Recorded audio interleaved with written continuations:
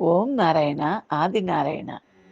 భగవాన్ శ్రీ శ్రీ శ్రీ గొలగముడి వెంకయ్య స్వామి తండ్రి మహారాజుకి జై. తెలిసిన వాళ్ళలో ఒకళ్ళు చాలా చాలా పిల్లల అనారోగ్యాలకి వాటికి చాలా బాధపడుతూ ఉండేవాళ్ళండి. మేము వెంకయ్య స్వామి తండ్రి గురించి బాగా చెప్పేవాళ్ళం. స్వామివారి దగ్గరికి వెళ్ళమని చెప్పి వాళ్ళు చాలా వరకు చాలా రోజులు నెగ్లెక్ట్ చేశారు చూపించకుండా. వాళ్ళ అబ్బాయి బాగానే ఉండేవాడండి. ఇంటర్ వరకు కూడా చాలా చక్కగా ఉండేవాడు. తర్వాత నుంచి ఏమైందో ఏమో ఆ పిల్లవాడు సరిగ్గా లేడండి. పాపం మెంటల్గా ఇదైపోయాడు. వాళ్ళ పిల్లలు కూడా ఏదో ఒకటి అనారోగ్యాలు ఏదో ఒకటి అలా ఉండేవాళ్ళు. ఒక రోజున ఈయన ఏమే పాపం వాళ్ళని చూస్తుంటే నాకు చాలా బాధేస్తుంది. వెంకటేశ్వర తండ్రికి చెప్పకపోయావా?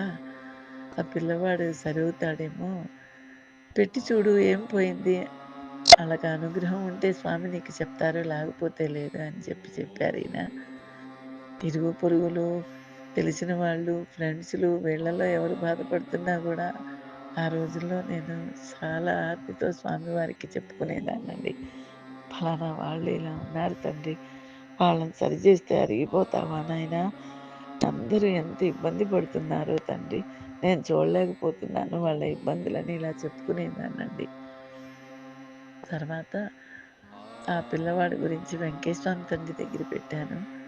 పెడితే చాలా రోజులు గడిచిపోయింది. పెట్టానన్న విషయం కూడా మర్చిపోయిన తర్వాత ఒక రోజున వెంకటేశ్వర తండ్రి స్వప్న దర్శనమిచ్చి, అమ్మా ఆ పిల్లవాడు బాగుపడ్డ తల్లి, మిగతా వాళ్ళకు కూడా కొంచెం ప్రాబ్లంగానే ఉంటుంది. దానికి కారణం తల్లిదండ్రులు చేసుకున్న పాపపుణ్యాలే పిల్లలకి వర్తిస్తాయి తల్లి. వాళ్ళ పాపం వల్లే ఆ పిల్లవాళ్ళు అలా ఉన్నారు. పిల్లవాడు గాని వెనక వాళ్ళు కూడా కొంచెం ఇబ్బందుల్లో ఉండటం కానీ కేవలం తల్లిదండ్రులు చేసుకున్నదే ఆ పాపము అని చెప్పి స్వామివారు నాకు చెప్పారండి చాలా క్లారిటీగా.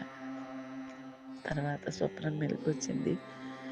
తగ్గదని చెప్పారండి స్వామివారు అని పెట్టిన ఎన్నో రోజులకి స్వామి నాకు దర్శనమిచ్చి చెప్పారు. ఈయన ఆశ్చర్యపోయారండి. తర్వాత వాళ్ళని అడిగి చూద్దాం, పోనీ ఇంకెవరికన్నా చూపిద్దామని తలుపూరు నారాయణ దాస్ గారి దగ్గరికి తీసుకొచ్చారండి.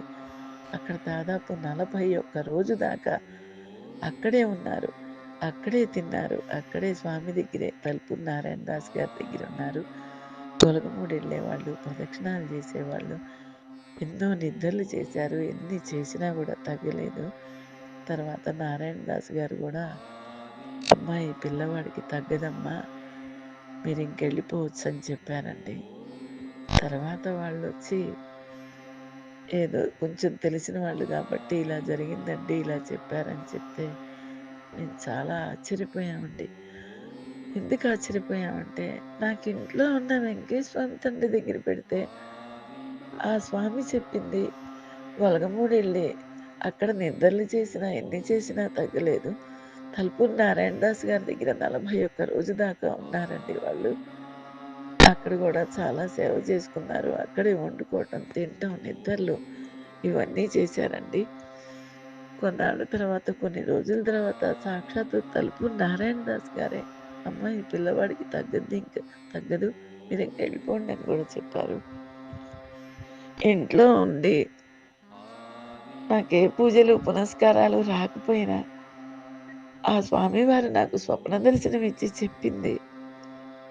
అక్కడ తలుపూరు నారాయణ దాస్ గారు అలా చెప్పటం, గొలగమూడి వెళ్ళటం, ఇవన్నీ గూడా నా ఇంట్లో స్వామి చెప్పింది ఒకటే అవ్వటం, నాకు నోట్లో నుంచి మాట రాలేదండి. చాలా చాలా ఆశ్చర్యపోయాను.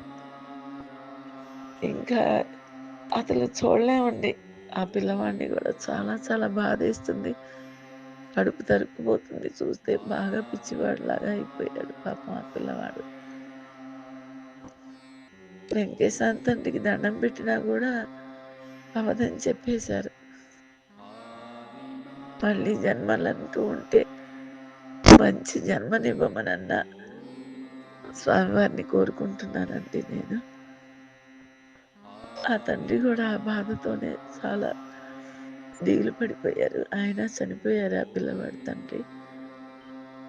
ఆ తల్లికి కూడా ఇప్పుడు దాదాపు 82, 83 ఏళ్ళండి. ఆ పిల్లవాడు అలాగే ఉన్నాడు. చాలా బాధేస్తుంది నాకు.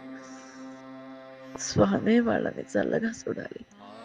ఓం నారాయణ ఆది నారాయణ భగవాన్ శ్రీ శ్రీ శ్రీ గొలగముడి వెంకయ్య స్వామి తండ్రి మహారాజుకి జై.